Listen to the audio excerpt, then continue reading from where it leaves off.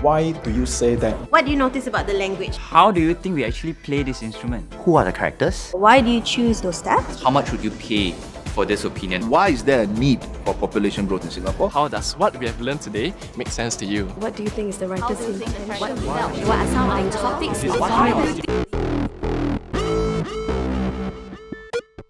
One question that I like to ask would be, why do you say so?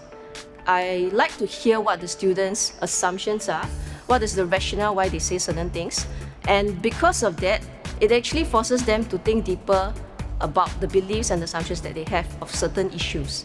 Sometimes I feel that the students might find it will get defensive when we ask the question why, so I would paraphrase the question to be something like, how do you know? Or I would also ask the question, what makes you say so? After my students are done with their practice, I will get them back as a class. I will ask questions to my students to check their understanding and to recap on the teaching points taught to them earlier. Example of questions: where do you throw the ball to your partner? How fast can you throw the ball to your partner? And what type of throw can I use to throw to my partner? After which, I will ask further questions to my students to develop their critical thinking, to see the possibilities that might happen if they cannot execute the proper throw. Question, for example, what happens if I throw away from the partner? What happens if my throw doesn't reach my partner? In my chemistry lesson, specifically perhaps in the practical, in the lab scenario, students can make simple fundamental mistakes, such as not rinsing the burette before topping it up. So when I spot that with a few students, I will actually put the question out to the whole class. What do you do to prepare your burette? Or do you rinse the burette with the relevant solution before you top it up? So most of the time, I'll have students answering me, yes, we do that, and be able to give me the correct answer. But the next part of the question comes in, which is more important, is asking them why. Why do you want to rinse it? It will help the students who didn't quite get it yet to firstly correct their mistakes. Then further on, they will understand this concept and be able to apply it to novel situation and context in the future. In one of my art lessons, I showed my students a piece of work that is made of buttons. So I asked them, other than buttons, what else can you use?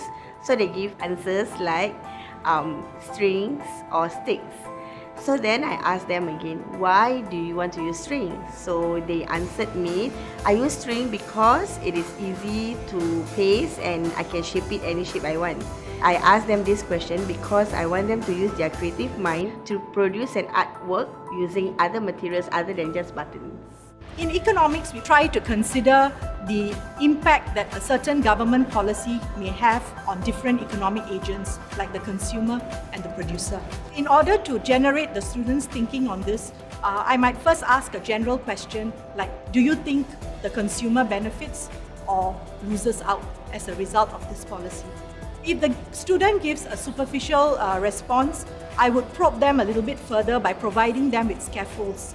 Okay, for example, what criteria would you use to determine whether the consumer benefits or loses out? Based on these criteria, do you think that the consumer has benefited or has lost out? One question that I like to ask my class is, what do the rest of you think? I want all of them to have a view on whatever we are discussing about in class. They should have that love for learning, they should have that innate curiosity.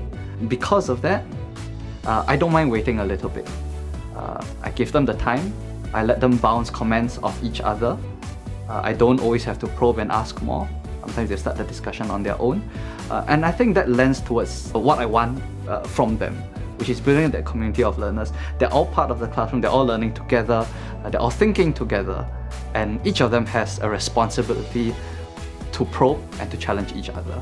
And that's what I want to see.